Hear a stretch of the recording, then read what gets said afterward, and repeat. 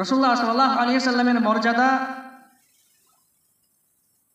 সমস্ত আম্বিয়া এবং রাসূলদের মর্যাদার থেকে উপরে, এবং পৃথিবীর শ্রেষ্ঠ মানব, এবং সারা বিশ্বের জন্য রাসূলুল্লাহ সাল্লাল্লাহু আলাইহি সাল্লামকে আল্লাহ রাব্বুল আলামিন রহমত হিসাবে এই পৃথিবীর মধ্যে পাঠিয়েছেন। রাসূলুল্লাহ সাল্লাল্লাহু আলাইহি সাল্লামের মর্যাদা সম্পর্কে সূরা আহজাবের আয়াত নম্বর 45 এর মধ্যে আল্লাহ রাব্বুল আলামিন উল্লেখ করলেন, ইয়া আইয়ুহান নাবিয়্যু ইন্না আরসালনাকা শাহিদাও ওয়া মুবাশশিরাও ওয়া নাযীরা ওয়া দা'iয়ান ইলাল্লাহি ওয়া রাসূলিহি বিইذনিহি ওয়া সিরাজাম মুনীরা।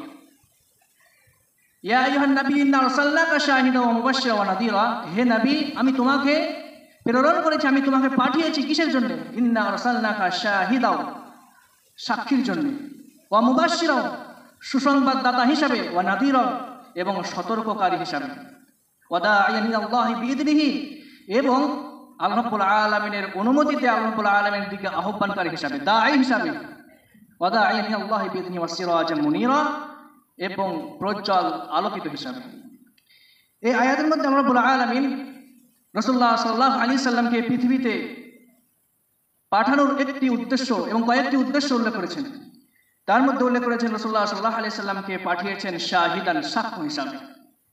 সাক্ষ্য হিসাবে বলতে রাসূলুল্লাহ সাল্লাল্লাহু আলাইহি সাল্লাম যে এসেছেন সঠিক ধর্ম, সঠিক দিন, সঠিক জ্ঞান এবং সঠিক নির্দেশ আল্লাহ রাব্বুল আলামিনের নিকট থেকে নিয়ে উম্মতকে দিয়েছেন তার সাক্ষ্য হিসাবে। কেননা আল্লাহ রাব্বুল আলামিন একদিন জিজ্ঞাসা করবেন, যখন আযাব দিবেন কোনো মানুষ, কোনো ব্যক্তি, যাকে জাহান্নামে শাস্তি দেওয়া হবে, তখন ফেরেশতারা তাদেরকে জিজ্ঞাসা করবে যে তোমাদের নিকট কি কোনো সতর্ককারী আসেনি? তখন তারা বলবে যে হ্যাঁ এসেছিল।